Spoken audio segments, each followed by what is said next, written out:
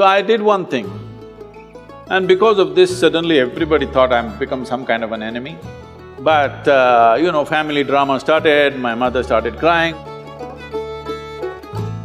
So once a month I went to college just to check if they're keeping their part of the deal. What was aimless wandering, now it's become formidable knowledge.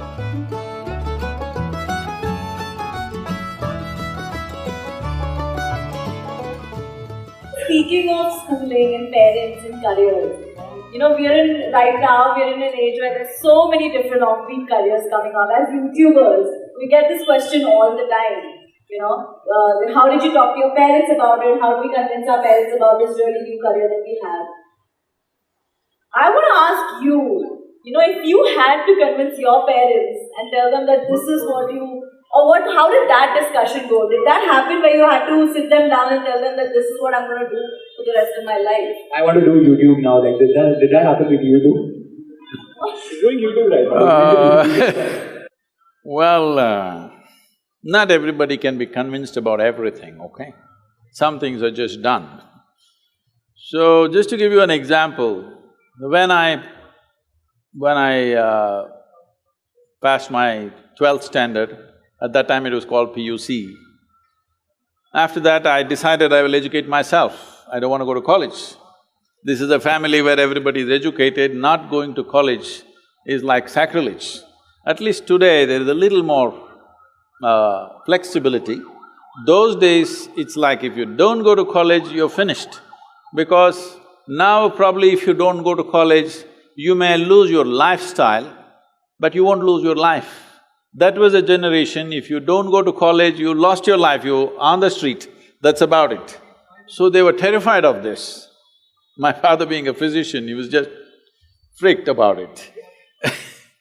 He is a very studious man, all his life, first, second, third in everything that he has done. So he couldn't believe this, that I want to educate myself. So I did one thing, and because of this, suddenly everybody thought I'm become some kind of an enemy, and they were not even talking to me properly. I did one thing. I was just to tell you, I was such a big eater. I would eat 10 times, at least 10 times of what I eat today. But I never was putting on weight or anything because my level of physical activity was such. I could just run up a coconut tree, I was made like that. So I was every day cycling about 50, 60 kilometers, swimming in the Kaveri and going back like this, so eating this. I decided to go to the Mysore University library. Every day when they open at 9, I went, 8 in the evening they close. That entire time I sat there, read all kinds of stuff. From Homer to popular mechanics, to National Geographic, to literature, to geography, this, that, whatever. Whatever came my way, every day for 1 year I read like this, just all kinds of things.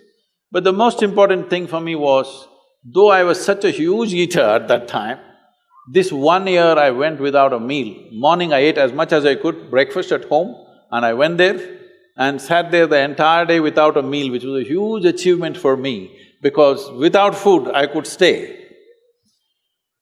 This kind of expanded my way of looking at life, but family drama started, my mother started crying. When the next academic year comes, go to college, go to college, go to college. Then I said, if I must go to college, I'll go for literature. My father said, what will you do reading poetry?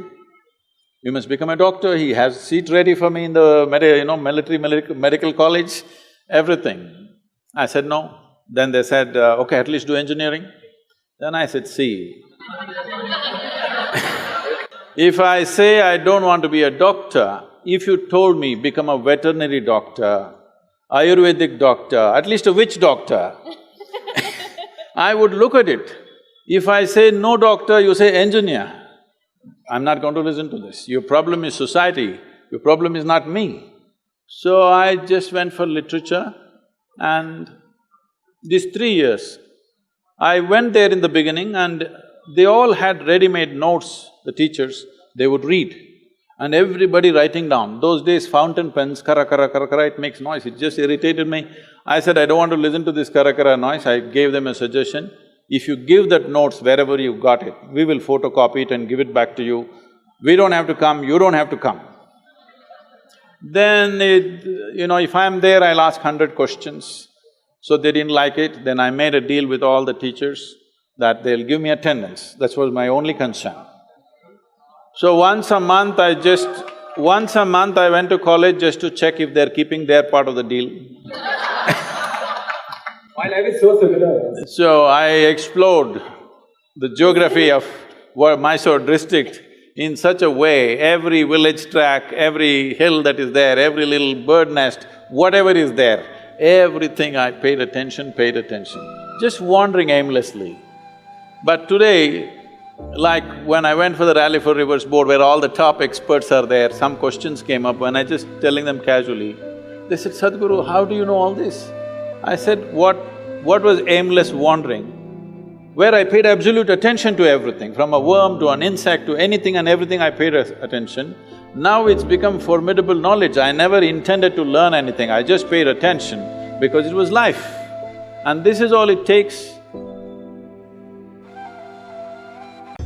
Human beings should understand, in pursuit of well-being, you don't have to look up, you don't have to look out. In is the only way out.